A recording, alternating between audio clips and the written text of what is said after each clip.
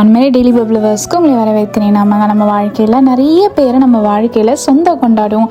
அதாவது இது என்னுடைய பிள்ளை, இது என்னுடைய பையன், இது எனக்கு சொந்தமான ஒரு பொருள், இது எனக்கு சொந்தமான ஒரு காரியம், இது எனக்கு சொந்தமானவங்க, இவங்களை நான் ரொம்ப நேசிக்கிறேன், ஏன்னா இவங்க எனக்கு உரியவங்க அப்படின்னு சொல்லிட்டு நிறைய காரியத்தை சொந்தம் கொண்டாடுவோம்.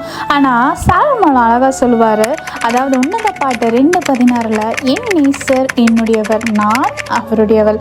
ஆமாங்க, நம்ம என்றைக்குமே எனக்கு ஏசப்பா எப்பவுமே என்னுடைய சொந்தம், அவர் எனக்கு மட்டும்தான் சொந்தம் அப்படின்னு சொல்லிட்டு நம்ம எப்பவுமே சொந்தம் கொண்டாட மாட்டோம். உலகத்தில் அழிஞ்சு போகிற காரியத்துக்காக நிறைய சொந்தம் கொண்டாடுவோம். ஆனால் உண்மையான ஒரு அன்பான ஒரு காரியம் என்ன தெரியுமாங்க? நம்ம ஆண்டவருக்கு சொந்தமானவங்க, ஆண்டவர் நமக்கு சொந்தமானவர்.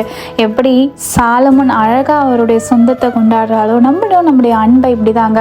எதுவும் அழிஞ்சு போகிற அன்புக்காக எத்தனையோ வெளியில் கண்ணீரோடு இருக்கீங்க, தனிமையில் இருந்திருக்கீங்க, யாரும் என்னை புரிஞ்சிக்கலன்னு சொல்கிறீங்க. ஆனால் நம்மளை நேசிக்கிற ஒருத்தர், நமக்கு சொந்தமான ஒருத்தர் யாருன்னா ஏசப்பா மட்டும்தான். இனிமே அவரை சொந்தம் கொண்டாடுவோம். நீங்கள் ஆசிரியப்படாத இவங்களை ஆசிரியாகாமே.